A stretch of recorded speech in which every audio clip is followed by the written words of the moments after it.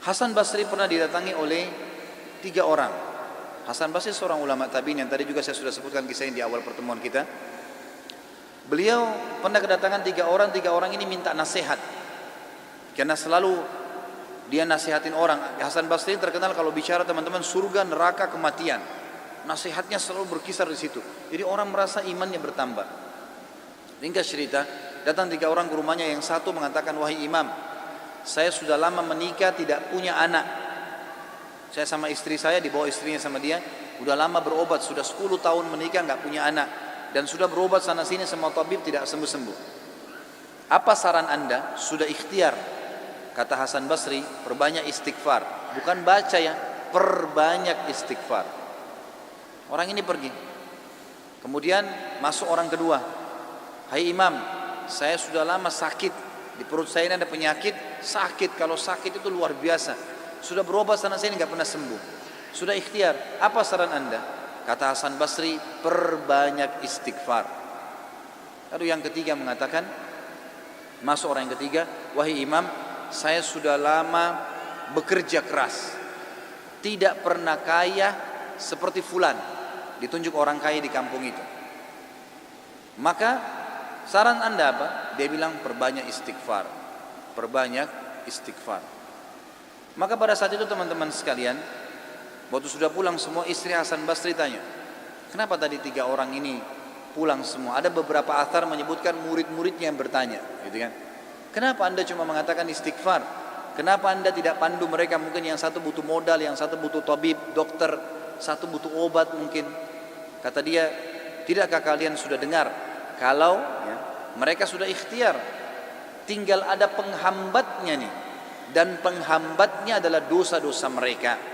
Dan Allah sudah berfirman dalam surah Nuh, surah nomor 71 ayat 10 sampai 12. A'udzubillahi minasyaitonirrajim. Nabi Nuh berkata kepada kaumnya, faqultu astaghfiru rabbakum innahu kana ghaffara.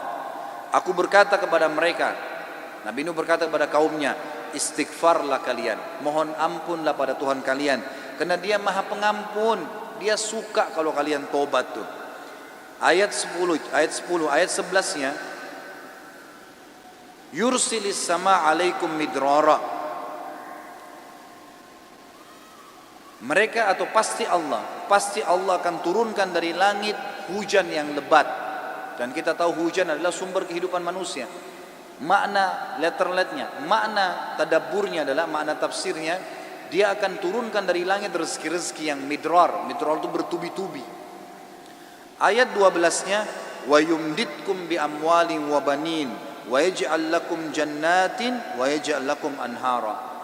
Dan pasti dia akan memperbanyak buat kalian. Yumdit, mad ini artinya mendobelkan, melipat gandakan. Dan pasti dia akan melipat gandakan, menambahkan buat kalian keturunan, harta-harta, amwal dan keturunan. Serta dia akan melebatkan kebun-kebun kalian dan akan memperbanyak sungai-sungai kalian, sumber air kalian. Imam Ahmad rahimahullah pernah didatangi teman-teman sekalian oleh seseorang. Imam Ahmad pernah di akhir hidupnya, ini kalau teman-teman yang pernah dengar kisahnya, maaf saya ulangi karena memang berhubungan dengan poin ini. Pernah Imam Ahmad rahimahullah di akhir hidupnya dia tidak tahu kenapa dia harus mendatangi sebuah tempat. Lalu kemudian dia pergilah ke sana. Setelah dia tiba di kota itu, tiba waktu maghrib, dia masuk ke sebuah masjid, lalu dia sholat maghrib. Habis maghrib beliau duduk rahimahullah dengan membaca Al-Quran. Imam Ahmad ini kalau nggak salah meninggal tahun 240-an, salah satu dari 4 imam madhab ya. Imam Ahmad rahimahullah masuk ke masjid, kemudian beliau duduk sholat maghrib, duduk mengaji sampai isya. Beliau sholat isya berjamaah karena tidak tahu kenapa datang ke kota itu. Lalu kemudian beliau ingin istirahat. Habis sholat ba'diyah isya, orang-orang semua pada bubar. Imam Ahmad ke sudut masjid, lalu dia baring. Marbot masjidnya datang, tanya, wahai imam, wahai syekh. Syekh ini dalam bahasa Arab bisa berarti orang tua, orang kaya, atau orang pintar. Ya, bisa 3 artinya. Kebetulan Imam Ahmad dipanggil syekh di sini maksudnya adalah orang tua. Hai syekh, hai orang tua gitu. Ya. Kenapa anda di sini? Kata Imam Ahmad, saya mau istirahat, saya musafir, nggak ada kenalan. Kata dia tidak bisa di masjid. Anda harus keluar dari masjid. Lalu kemudian disuruh keluar. Kata Imam Ahmad, saya didorong-dorong dari masjid, keluar dari masjid. Begitu keluar dari masjid, marbot masjid kunci masjid. Kemudian Imam Ahmad dia sudah pergi. Imam Ahmad baring di teras masjid. Marbotnya kembali lagi. Lalu mengatakan, wahai Syekh, ngapain di sini? Dia bilang seperti saya bilang, saya musafir, saya butuh istirahat. Ya. Kata marbotnya nggak bisa. Ini masjid, peraturan nggak boleh duduk di sini. Lalu kemudian didorong-dorong Imam Ahmad sampai ke jalanan. Di sebelah masjid ada satu orang penjual roti. Penjual roti ini lihat kejadian tersebut, lalu dia mengatakan, hai Syekh, dipanggil Imam Ahmad, orang tua gitu ya, kesinilah, ada tempat saya. Datanglah dia, Imam Ahmad, lalu Imam Ahmad berkata, orang itu berkata, ini tempat saya usaha jual roti. Di belakang saya jual roti ini ada kamar saya biasa istirahat. Rumah saya tidak jauh dari sini. Anda boleh istirahat. Besok pagi Anda boleh pergi. Dia bilang baik. Jazakallah khair. Imam Ahmad duduk. Imam Ahmad ini karena zaman dulu nggak ada foto, orang nggak tahu wajahnya orang, cuma kenal nama. Nggak kita sekarang bisa lihat fotonya, bisa tahu orangnya gitu. Imam Ahmad bilang ada satu kegiatan orang ini yang unik. Setiap kali orang ini pecahin telur, ambil gandum, ya, tepung, kemudian taruh garam, diaduk, selalu astagfirullah wa atubu ilaih, astagfirullah wa atubu ilaih, terus astagfirullah wa atubu ilaih, terus dia mengucapkan itu. Maka yang terjadi adalah Imam Ahmad bertanya, berapa lama kau amalkan ini? Sudah berapa lama kau amalkan? Kebetulan Imam Ahmad ini di akhir hidupnya ya, sudah sangat tua.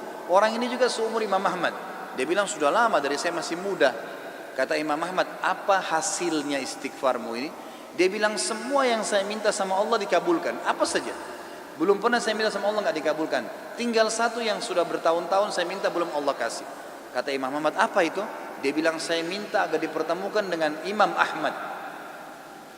Maka Imam Ahmad bertakbir mengatakan, Allahu Akbar.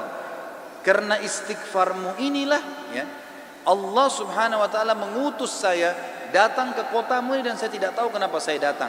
Karena istighfarmu lah marbot masjid melarang saya tidur di masjid dan saya didorong-dorong. Istighfar mula yang membuat kau menawarkan saya untuk datang dan nginap di tempatmu. Saya Ahmad bin Hanbal. Allah Azza wa Jal datangkan Imam Ahmad ke rumahnya karena istighfarnya.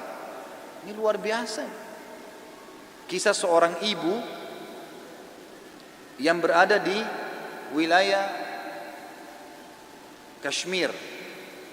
Kisah belum lama terjadi. Ibu ini rupanya punya, kalau saya tidak salah cucu atau ada anaknya perempuan, kena penyakit tulang, sakit. Ibu ini selalu berdoa kepada Allah SWT sambil beristighfar, karena dia sudah bawa ke dokter di sekitar rumah situ, di sekitar kampungnya, tidak ada gitu kan. Tidak ada yang bisa tanganin. Mereka cuma bilang ada satu dokter ya, yang mampu menangani ini tapi di India. Dia di India. Dan dokter itu muslim, ahli spesialis tulang. Cuma dia yang bisa. Ibu ini tahu dia tidak punya kemampuan uang beli tiket pesawat atau kendaraan, mau bayar dokter tidak mungkin. Maka ibu ini memperbanyak doa dan istighfar. Selalu istighfar kepada Allah. Ya Allah, kalau ada dosa maafkanlah, sembuhkan anak ini. Ya Allah, pertemukan sama dokter itu, mudahkan supaya anak saya ini berobat. Ringkas cerita, dokter yang tadi jadi target ini keluar dari India. Ada acara, dia naik pesawat melewatin wilayah Kashmir tadi itu. Tiba-tiba pilotnya bilang, pesawat ini badai, lagi hujan deras, tidak bisa pesawat lanjut nih, harus turun di wilayah itu. Turunlah pesawat itu. Begitu turun, tiba di bandara, kata dokternya, saya harus, ini ada seminar, saya harus hadiri. Berapa jauh dari sini? Orang itu bilang target Anda sekitar 4 jam dari sini. Kata dokter, baik, saya mau sewa mobil. Ya, masih bisa keburu gitu kan, masih sekitar 6-5 jam lagi acaranya, 5-6 jam lagi.